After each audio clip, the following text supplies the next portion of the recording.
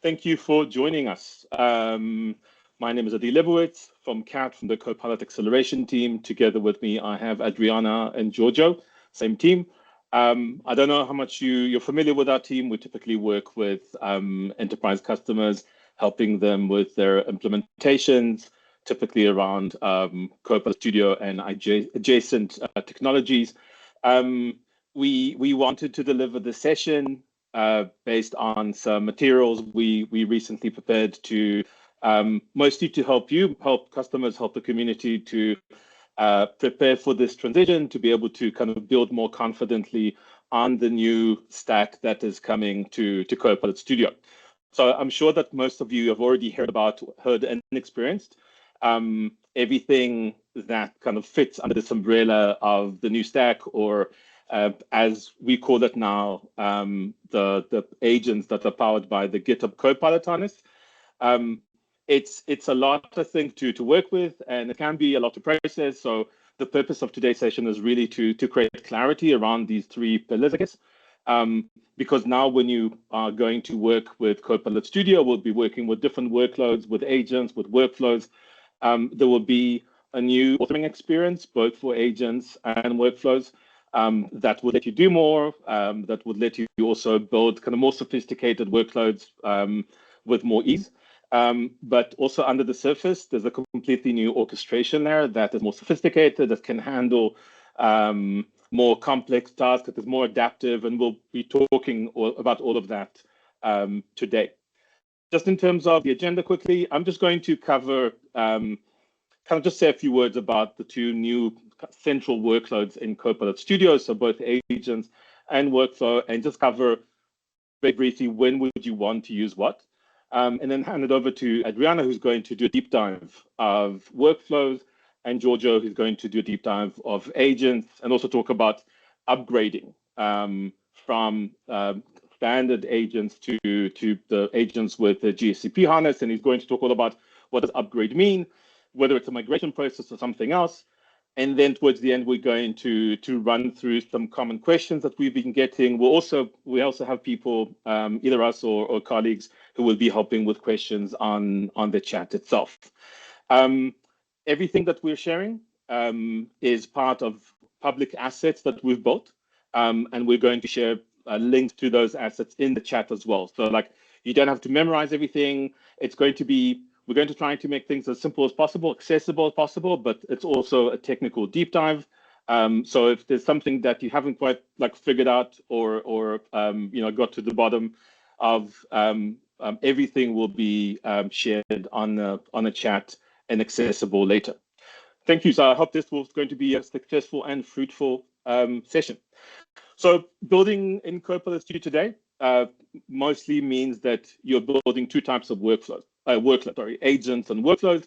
And we don't want you to be asking yourself which technical component do I want to use. It's going to be more about the use case, and it's going to be about a mix of how much how much of a conversational experience do I need for my use case? How much automation do I need? There will be some use cases that will be built mostly on top of agents that are mostly conversational, and then some use cases will just need to drive automation in the back end, but there will be many use cases that are a mix between the two. You will have automations that maybe require some interaction in the middle, or agents that also trigger automated processes in the back end. But you will face questions, or that's what we're assuming, about what is the right asset, right? What do we actually need to build to address a specific requirement or specific gap. So apart from the fact that agents obviously are conversational and workflows are not, both workflows or both tools can sometimes address similar requirements or goals, whereas workflows will take more of a predictable path, and agents will be more agile. So whenever, it can be a conversational scenario, but it doesn't need to be.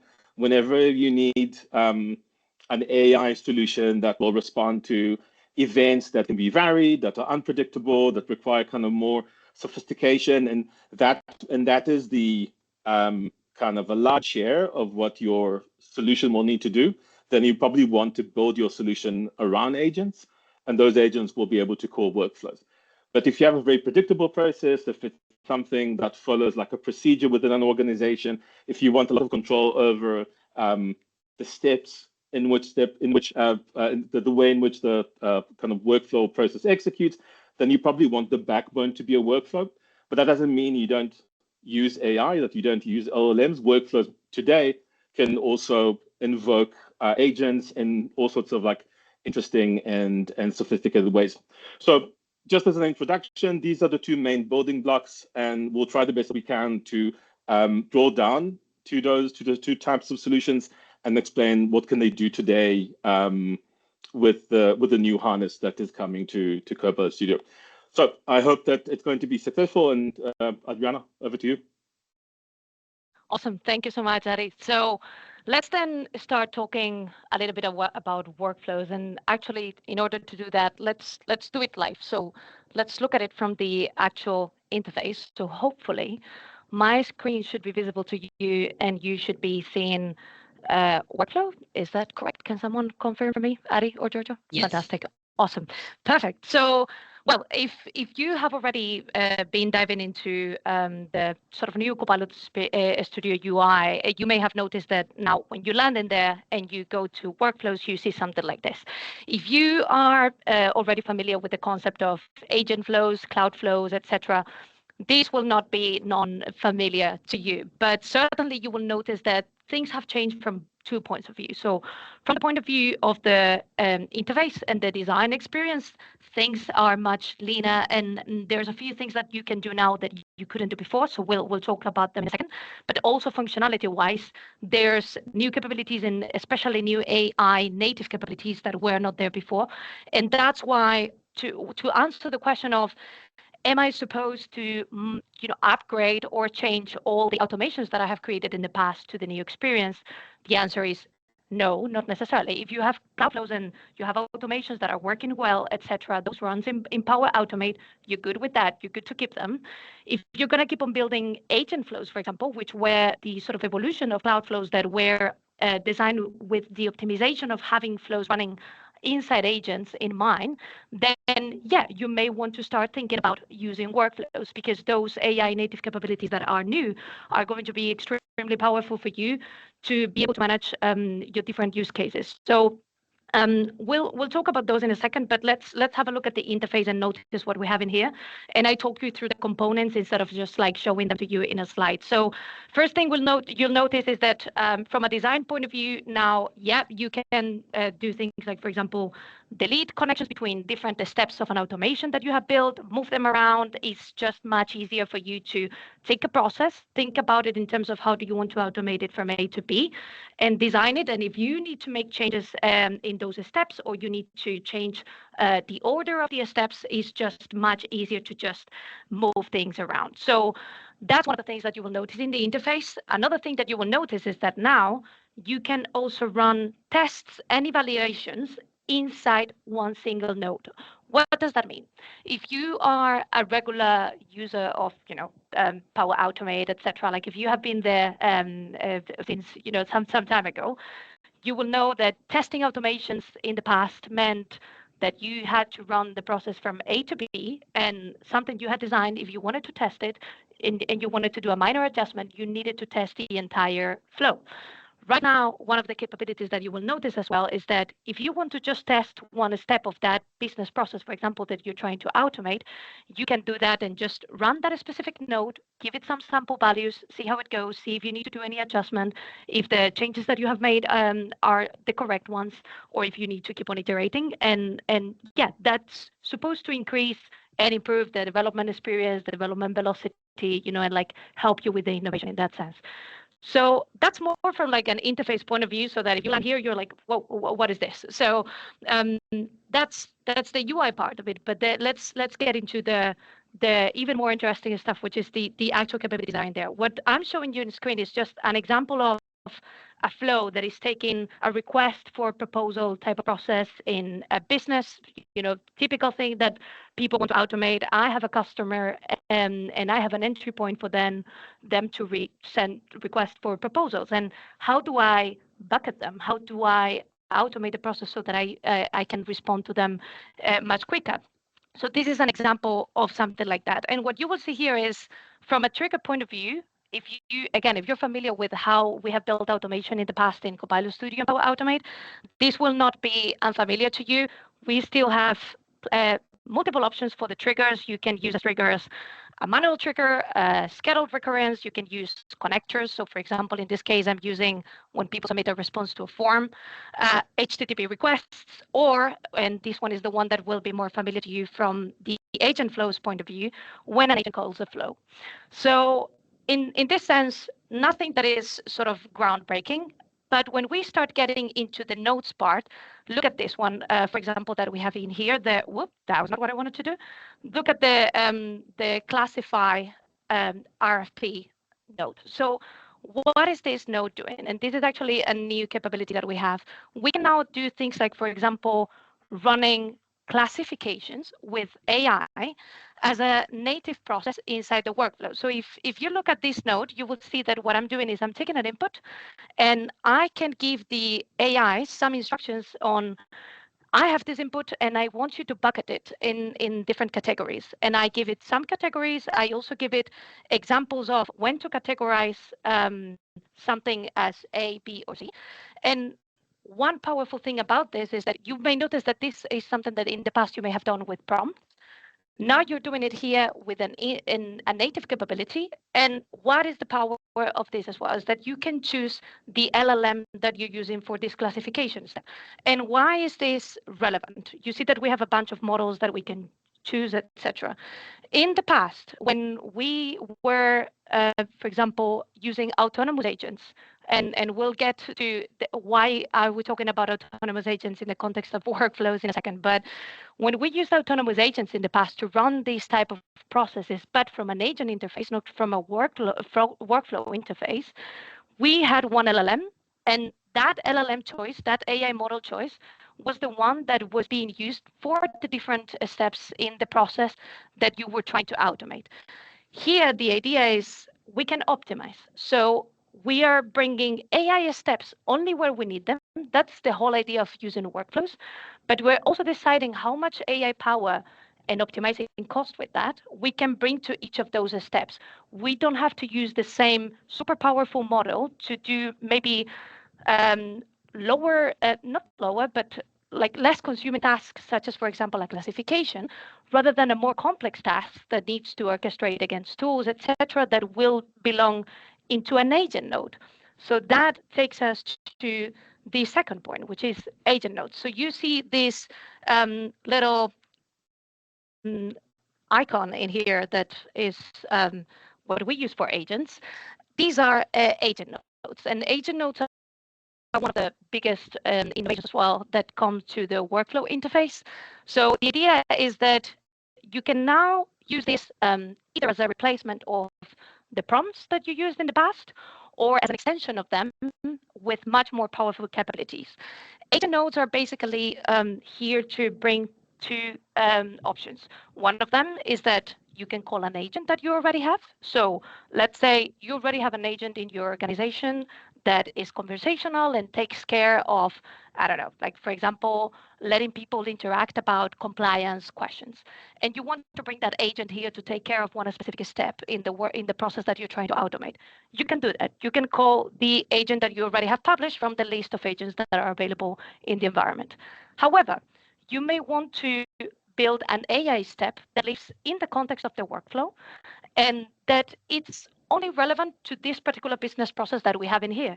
So maybe you don't want to create an agent that you have to maintain as a separate asset, but you want to create something that is more powerful than just a prompt, like what I have done in here. So what I have done is to create an agent that is a step inside the workflow. It doesn't exist as an agent outside the workflow, but takes care of different things in here, such as orchestrating between knowledge, tools, etc., and has its own set of instructions, etc., etc.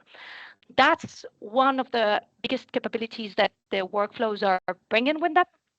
And there's another interesting option, which is, let's have a look at what I have down here. There we go. So this node in here, which is the M365 Copilot node. This is another option to bring agentic capabilities into your business process, but let's differentiate between what we had before. We had some steps that take care of a specific type of AI-powered activity, like, for example, the classification node. We have the agent node, which lets you create an agent inline or call an agent that you have published somewhere. Or we have the M365 Copilot node. And this one, what it's going to let you do is basically run a prompt as you would run it in M365 Copilot. And in a second, we'll also see when should I use each of them, and like why should I have like a design choice about which one to use. But here, basically, what you can do is send a prompt in the context of the user that is running it, and you can choose between options to, for example, have analyst call, researcher call, or your own declarative agents called from N365 Copilot. So this is another powerful option, and something that we'll see in a second as well is the human in the loop steps. So all of this is very nice, being able to automate a process, bring AI capabilities only where we need them, but having a full trace of the process from A to B. But what about having control of the guardrails? Like, how do we make sure that as humans, we can take control when we are embedding AI steps of the things that we want the AI to do and the ones where we want to make sure that we have some sort of approval gate and some kind of control. In those cases is where the human in the loop comes very handy. So this is one of the things that we'll see in a second as well. But right now in workflows, there are different ways of embedding the human in the loop. This one, the human review, is a native node as well, where you can do this. And basically what it will do is send either a message through Teams or send an email through Outlook for the person that needs to take care of that decision point, and then let the flow continue. So these are some of the things from a components perspective that we wanted to highlight to you. And then, of course, you have all the usual concepts that you would have had in the past. So again, we have conditions, if else statements, things that we already had in the other interfaces. And we have loops, iterations, and do until, those kind of operations where you want to run through a series of things where you don't necessarily need AI to do that, because it could be a very deterministic activity, and they are not going away. They are staying. It's the idea right now is that we have an interface that is much easier to build on, much leaner from the testing perspective, and that also brings you a more powerful combination of deterministic steps, which are the ones that we're more familiar with from the past, and AI-powered steps with a lot of native capabilities on them. And the question is, why have we taken that a step? So let's have a look at that as we go through some of the slides. So let me just share in here. I'm not going to stop much in the building blocks, because this is pretty much what you have seen in a nutshell. But again, just be aware that there's a combination of new capabilities and existing capabilities, but things that where there are primarily not going away, except some cases, like, for example, the prompts, where, again, you're supposed to be using now agent nodes to take care of those kind of activities. But what I wanted to stop us at for a second is, why is important this shift that we're making, or this new interface that we're putting in front of you? And it's because in the past, one behavior that we have seen is, for example, the trend was to build agents for anything where some sort of AI power was needed. So something we saw was that a customer, for example, would want to automate a business process, and they would build an agent for it. But because it was an automation and maybe there was some kind of trigger, they would build an autonomous agent. What happened in many cases was that autonomous agent, at the end of the day, we were losing traceability on where it was going. It was kind of up to the agent and its, let's say, how faithful or how loyal it was to the instructions to follow the path that we had defined.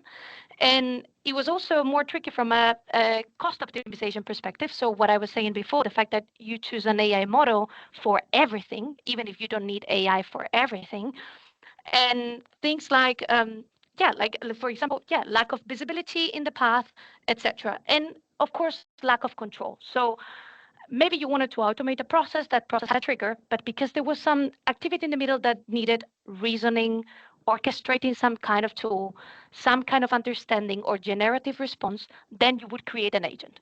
And that was a trade-off for the control that you would have on the process and the guardrails that you could put on the process. So we said, okay, let's then take a step back. Let's think about this from the context of workflows. So we're moving from that concept of autonomous agent. Again, it won't apply to 100% of the cases, but in many cases, it would be a sensible choice to think about a workflow where you know 80% of the business process that you're trying to automate, and you will know exactly the steps that need to be taken. And those will be deterministic, but maybe there's a 20% that is still needs some sort of, again, AI reasoning, understanding, generation, etc. Those are the cases where that balance makes total sense and where we are encouraging you to rethink the solution and think from the point of view of the workflow. So it's all about choosing that right level of intelligence and having deterministic steps for things like where you need to transform data, calculate, do a lookup, route some branch, things like that, and having AI power in the other cases that I just mentioned. So again, other cases where you may want to keep things deterministic, when you have some logic that is costly to code, so it's going to take you a lot of effort to build a complex flow, but the cost is justified. However, in other cases, we may actually have a logic that is so complex that it just makes sense to turn it into an AI step. And the balance that we're going to have between the latency and the cost, because remember, AI, of course, takes more time, it's actually justified. So there's a few design choices that need to be made in there. But the whole idea is that we now have much more, let's say, leaner ways to balance that determinism and the agility that we need from the AI steps. So with that, I just want us to double click 1 second in the concept of the agent node, because it's one of those powerful innovations that we're bringing with the workflows. So before we're talking about inline agents, the M365 Copilot node that now is available, the fact that you can call also agents that are published outside, etc. What do I use and when do I use it? So we need to think about this from the point of view of what are you creating? So again, when we were talking about inline agents, agents in the agent node that you create only in the context of the workflow, think about it as this is a step inside a workflow. You're not going to create an agent when you create one of those. So if you need reusability, if you need to use that agent in other business processes that you need to automate, if you expect people to be able to talk to that agent and have a conversational kind of interface and let people talk to it, then you're not thinking about the left side, you're thinking about the right side. However, if you just need an AI powered step that lives inside that business flow, that it's relevant in that context, but doesn't necessarily need portability, you're not expecting people to interact with that functionality through conversations, then yeah, staying on the left, on the inside inline agents makes much more sense. So think about it as if you want to replace what you used to have in prompts or extend those, think about the left. If you want to be much more thinking from the point of view of reusability and portability and conversation, then let's think about the right. And here, of course, thinking about the right-hand side, you have multiple options as well. You can choose the M365 node, or you can choose the agent node and call a Copilot Studio agent that you have created in your environment. When would you use what? Again, think about this from the point of view of reusability as well, and not duplicating capabilities that you already have. So in M365, you have things like researcher, analyst. So you won't be creating agents inside a workflow that take care of activities that are already native to those specialized agents. If you're trying to create an agent that is good at taking a spreadsheet and building some analysis, then you may want to just use the M365 Copilot node and call analyst, rather than creating an agent for the same specific purpose. However, if you need to start adding your own tools and your own orchestration and adding knowledge, etc., then yeah, for sure, then you may want to create your own agent, even if it's for the same capabilities. But the idea is always start from the things that are simpler, that are already bring you that capability or that functionality. And if those are not enough, then we build on top. So I won't take much more because I want to let you jump with Georgia about agents, but just one last comment about the human in the loop. So we talked about this briefly before. Human in the loop is an important component of workflows for the reason that, as we were saying, one of the reasons to shift from autonomous agents to workflows is to have more traceability of where things go from A to B when we have a process that is mostly deterministic but needs some AI, and we need to embed some gates and some guardrails. So think about cases where you need a human sign-off, for example, or you need to make a decision that is ambiguous or that there's conflict, and the agent may not be able to resolve that conflict on his own. Or maybe you need like a 4I principle applied. So like when we have pull requests and we review with them, we usually need two reviewers. So think about it as the AI being one of them and you being the other one. And also when there are decisions that are very costly. So for example, like a delete action that we know that if the agent conducts it and it's wrong, then the consequences are going to cause some cost. So you may want to embed some human in the loop as well. So right now in workflows, you can embed human in the loop by design. So all the options that you have on the left, you have the node to have a human request for information is the one that I showed you in the interface. You still can use approvals connector, same as you had it in agent flows and Power Automate. Same thing, you can use adaptive cards. In agents, the story is different, but I let Giorgio and Adi tell you about it. And you can also use the Outlook connectors to send emails with options. These are different ways to grab human feedback and embed those guardrails by design.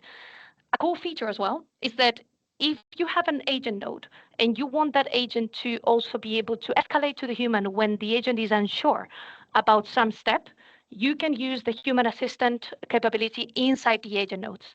This is for inline agents, and you can turn it on so that when the agent needs to resolve some sort of ambiguity and needs the human to give it a hand, like give me some clue, it escalates to the human. So again, a conversation that I had with a customer, for example, a few days ago was they were creating an agent, and that agent was supposed to perform a write operation in another system. And the way they were asking the human to confirm that they wanted to perform that operation was through instructions. So when the human types, yes, I confirm, they call that write tool. And then we said, well, but this is not a hard guardrail, really. This is managing it through instruction is like a soft guardrail. If you want a hard guardrail, what you can do is, for example, if you're calling a workflow that takes care of that approval workflow, you can embed these type of nodes, and that makes sure that the agent is not making use of tools that it shouldn't be using unless the human has explicitly given consent. So these are the kind of situations in which these can come handy as well. So just remember that you can still call workflows from agents, and now you can very easily call agents from workflows as well. So with that, I leave you with Giorgio, who is going to talk about agents now. Thank you, Adriana. Thank you very much for this introduction. Another very cool things that can be done today in Copilot Studio is create agents with the GitHub Copilot harness. Now, in the next 15 to 20 minutes, I will walk you through the new GitHub Copilot harness in Copilot Studio, and we'll see together what's new, what can be done by using the different capabilities that we have, and a technical deep dive on each of those. But first, I want to show you a demo as well and show you the new agents, the GitHub Copilot harness agents in a live demo. So first, let's take a look at the experience that we see when we open the new Copilot, when we open Copilot Studio. You'll see, as of now, instructions. Now, what can you use instructions for? Instructions can be used for everything that is general. Now, this is very, very important because in the agents built with the GitHub Copilot harness, you will have instructions and skills. And those two different concepts can have similarities, but are very different. So instructions are for general concepts, everything that applies to every conversation, the role, the way of speaking, the guidance, the security limitations that you want to enforce. Like you don't want your agent to speak about your competitors, for example. Okay, this is an instruction. This is not a skip, it's an instruction because it's always true. You can write a set of instructions, and a good new thing about the GitHub Copilot harness in Copilot Studio is that agents now stick way more to instructions, which means that now your instructions should really be fine-tuned because it's the North Star for all the capabilities that you have in the agent. On the right side, right here, you will see a new menu. Now, this is similar to the menu that used to be in the top, but contains some differences. For example, you have Work IQ, the toggle right here. This is not something new. You can have these in standard agents as well. This allows you to connect your agent with your Work IQ data. In particular, this is used, for example, to bring in additional work context. So this can be used as a sort of knowledge scoped to your work context. For example, if you want your agent end user to be able to use their work data, okay, in their agent, you can turn it on Microsoft IQ. Then we have skills. Now, skills is a concept that we implemented, and it's meant for instructions that are only relevant in specific situations, like additional context that is meant to be used on a specific situation. And indeed, skills do have a description. And in that description, you are expected to write what is that skill for. Because as opposed to instructions, skills are loaded at runtime only when the agent think is the best moment, only when the agent think they are needed. So if you put something that is always valid, like the way of speaking, into a skill, it might happen that in a specific conversation, your agent doesn't want to trigger and read a skill. And you might lose that part of instruction. That's why we just said that those instructions should go into the instructions and not in a skill. But what if you want to change the way your agent speaks only if you're handling with a specific task? That is a good case for a skill. In particular, speaking more in enterprise processes, skills are used when you want to guide a process. You want to teach your agent how to proceed in a process. And skills can also contain resources. An example of a resource is a Python file, for example. GitHub Copilot Harness in Copilot Studio can execute Python files. And if you embed a Python file in a skill, and maybe in the Markdown you teach how to use that Python file, then you have created a bundle that is helpful, can execute logic, and can give additional instruction to the main harness to execute a specific process. Then we have tools. There is not a huge difference with respect to what we used to have in the standard agent. Tools are there. You can link MCP servers, like I did in this example. You can link connectors, custom connectors, anything you want. Then we have knowledge, and in a while, I will tell you the differences that are in knowledge. But we can also open knowledge right here. You see 4 different sources: SharePoint mainly, ServiceNow, OneDrive, and public website. And you might recognize that we miss some. Why? Because the rationale has been, if we are providing additional added value on top of a tool retrieval or tool search, then it's a knowledge. Otherwise, it's a tool. So now it's completely fair to have a tool that is searching and retrieving context upon which the responses of the agent can be based. This is done with a tool, even if it's bringing in knowledge. It's not a big deal. It's possible. But for specific knowledge sources, we have additional processes in place, and these are the one that goes into the knowledge.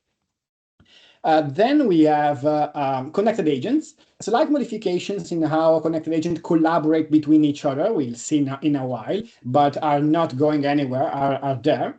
And we have memory. Memory is a new concept, a capability that we have in GitHub Copilot Harness in Copilot Studio that allows each user per agent to store some additional context. Again, per user, per agent. Okay, I want to give you a demo of this agent, for example. This is an agent for a gaming store, and is meant to be a self-service agent for the user of that store. So let me start by asking, hi, I lost my gaming store card. Can you please send me a new one? And immediately we notice that the agent is working on understanding my request. And look at that, it triggered a skill. Because if you remember, we had a skill for that. We had a skill for the card ratio. So the additional context we spoke about is now loaded into the agent, and it's starting to proceed in following the procedure. In this case, it's asking about the membership ID. It's MegaBlast 124.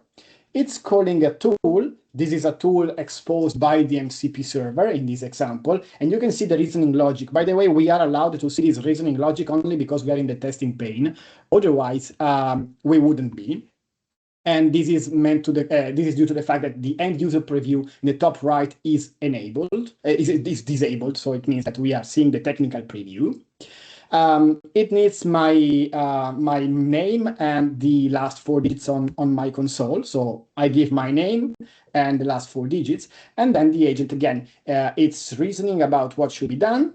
Then it's calling a tool to reissue the card, and then it's creating the PNG file for the card. And indeed, yes, exactly. You see that we have the card right here. So this is generated by a Python script running into the agent itself, and it's one of also the big new capabilities that we have in GitHub Copilot Harness in Copilot Studio, generating this new image in a sandbox, and nothing else. It's sending us the card in a chat. So what we saw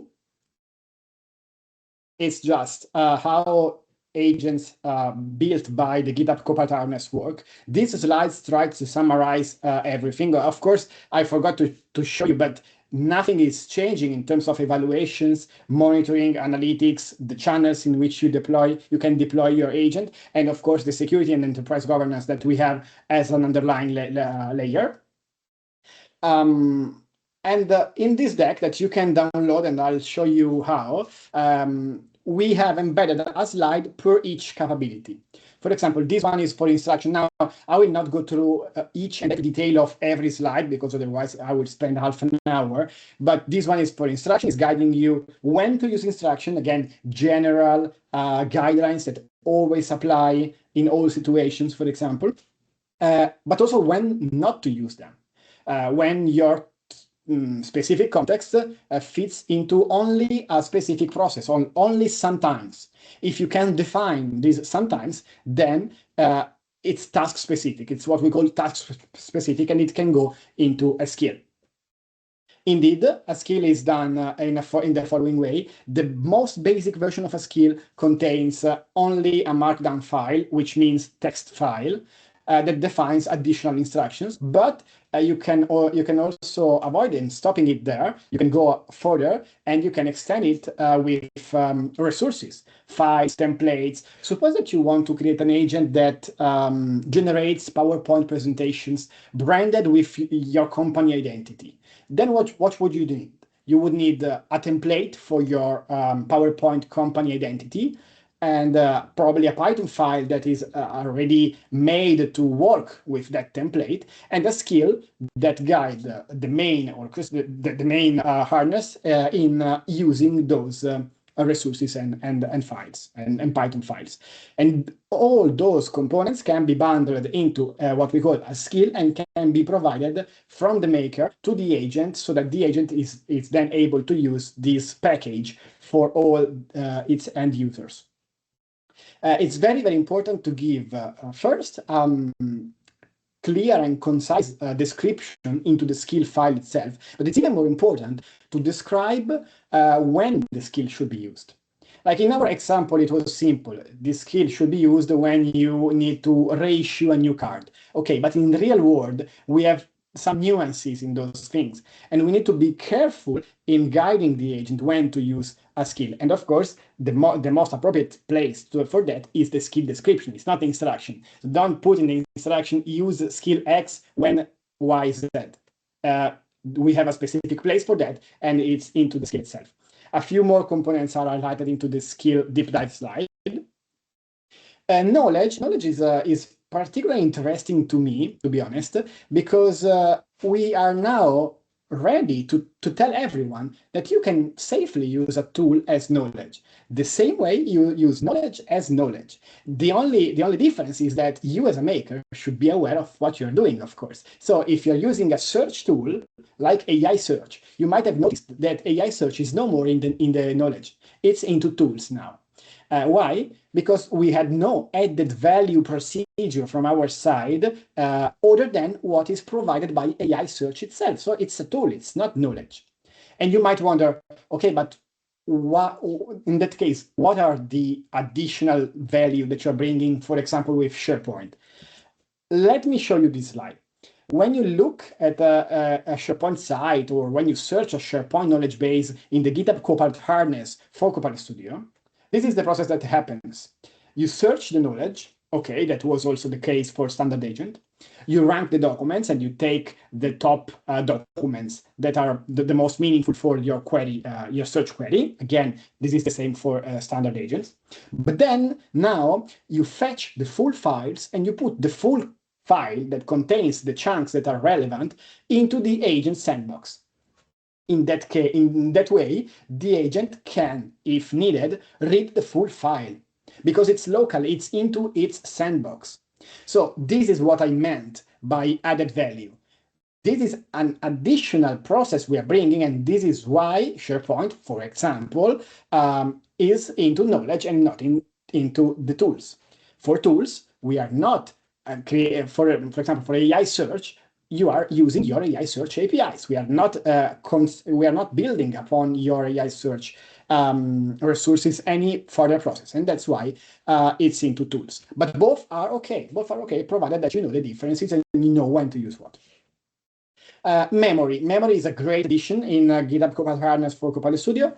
Let me pick point some data in memory. It's per agent and per user, both. It's a tuple, okay? Per agent, per user. Memories are stored into your tenant, so it's there in your tenant. All the data policies applies.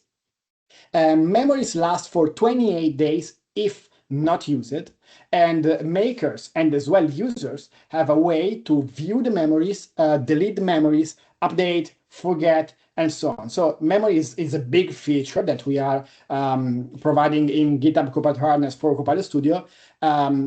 Not every time it's needed, okay? So think if it's needed, but if needed, there are cases in which it's needed, then it's a great addition. Think about all the cases in which an end user provides information that is always the same. That's a great use of memory, but not always the same for all users, always the same per each user, like individual preferences.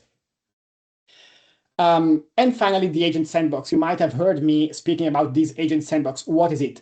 Well, GitHub Copilot harness in Copilot Studio, the agent created with that technology, runs into a sandbox, which you can imagine like a full terminal-based experience with file generation, code execution, calculation, everything that you can do in a VM, for example, can be done by the agent. So in the knowledge retrieval example that I was making before, when you download the SharePoint file and you leave it there for the agent to analyze and consume, you would have, let's suppose, a PDF file into your sandbox. And then your agent can use any tool execution or any reasoning capability to go and read, copy, modify, delete, take inspiration from that file, everything that can be done. In this example, one of the most straightforward examples are using matplotlib to create charts. And through Python code execution capabilities, you can execute the code, get a PNG, and then do what you want with that PNG, which again lives in the sandbox. The sandbox are reset in every customer conversation, so it's there.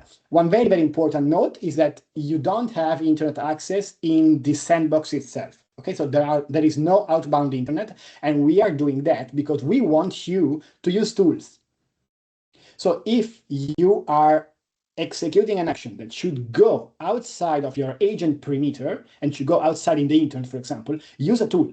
Because for tool, we have DLPs policies, we have security rules, we have a lot of features. We are relying on Power Platform, so we have a lot of features. If we brought internet access to the sandbox, it would have been a nightmare. So we choose not to.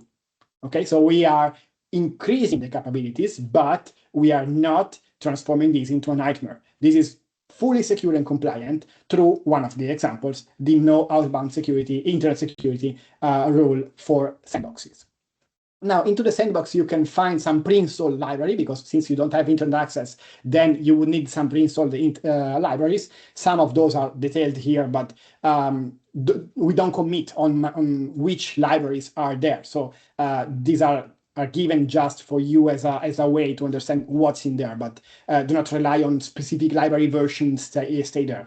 Rely on outcomes. I need a chart as opposed to I need matplotlib version 1.0.2.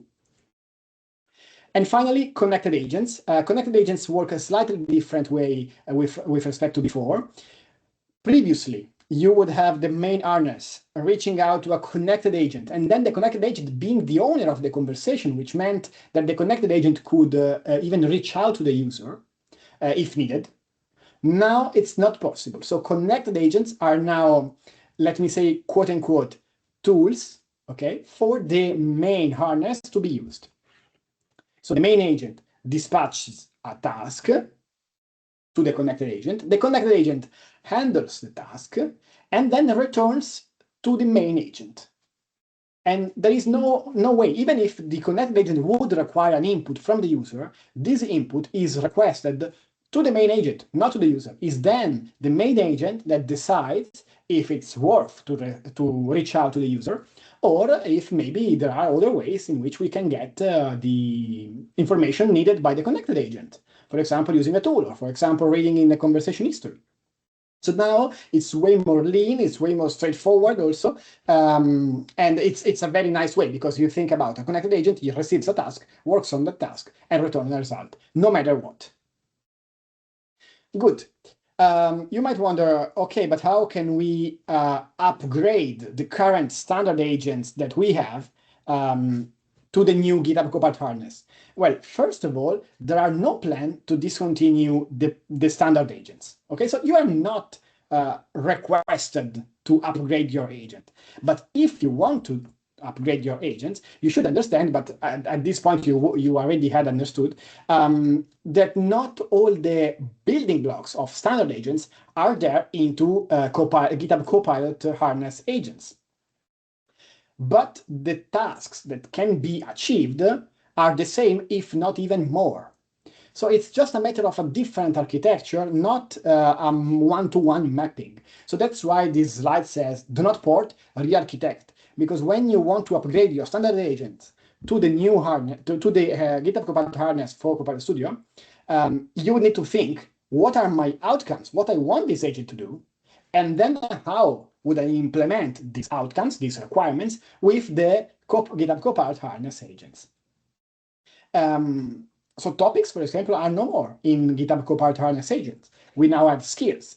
But it's not a one-to-one mapping. Maybe one topic became 2 skills, 3 skills, or maybe 0 skill, because maybe the topic could become a tool plus a set of instructions. So there is no one-to-one mapping, but there are branches based on what are your outcomes. I'm going fast to the slide, but we are providing the slides to you all. So the process that we advise to our customer is to understand use case, okay? Ideally, you should have some eval, okay? Then you would inventor the components already existing in the standard agents, like topics and so on, and challenge your design choices. At this point, you have a clear idea of what your use case, your agent does, and why you have implemented everything you had. And this is step number 3, in which you refactor and rebuild your agent. Now, you should implement capabilities, not components, again. And finally, if following all the best practices, you had evals, which I highly encourage you to do, then you run the evals to understand if the capabilities are matched. Or there is another way, which is using our GitHub or our Copilot Studio plugin. It's a plugin, it's an open source plugin, so check your results, of course. It's created by us, the Copilot Acceleration team, and it's available on GitHub. You can run this plugin if you have either Cloud Code or GitHub Copilot. It doesn't matter if you have the CLI version that you see in this screenshot or if you have the nice GitHub Copilot app. The important thing is that you can run GitHub Copilot or Cloud Code or any other AI agent, but the plugin is made for those two. So we only support those two technology stacks. How does it work? It's very nice because real quick, I want to show you a migration of an agent. You simply point the migrate assistant to your agent and giving the link in this case, but you can give whatever you want. You know, it's a conversation, and then the agent starts to understand what can be done, start to understand the capabilities, will describe the current agent you have, the current capabilities you have in the agent into a plan. Then you can approve the plan. Okay, it's provided to you and you would approve, and the plan is high level. It's not we will make a skill ABC. The plan would be there is this capability and I will implement it in this way, and you can approve or provide more functionalities, like asking for dropping features that are no more needed, or asking to add new feature or whatever.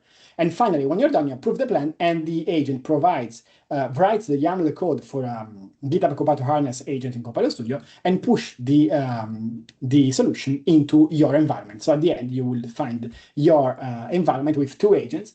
One is the standard one, and the other one is the upgraded one. Okay, we are almost there. I just want you to give to you some of the resources you have seen in this deck. The first one is the deep dive deck. The deep dive deck is nothing else than this deck. This deck that you have seen in this webinar. So feel free to download, modify, distribute, present in your organization, present to your customer, whoever you are and what's your role. That is the deep dive deck. And by the way, we are maintaining that deck. So the deck that you download today may be different from the deck you will have in 2 weeks or 3 weeks, because we keep upgrading and adding new slides, maybe following the technology as it evolves. We have a technical mini site that is a site that contains some samples, and the demo that you have seen from me was taken from there. So you can also download demos from there, so that you see something a bit more extended and not only a simple agent doing simple stuff. The Copilot Studio plugin is a GitHub repo. Feel free to follow the README and go through the installation procedures. And the skill gallery, the 4 in this list, which is a skill gallery maintained by the community. It's maintained by us, but it's community driven, which means that everyone can contribute a skill. So if you have a skill that is particularly useful to you, feel free to go in the skill gallery and contribute it. The community will say a huge thank you, and also a huge thank you from my side. Otherwise, if you need a skill for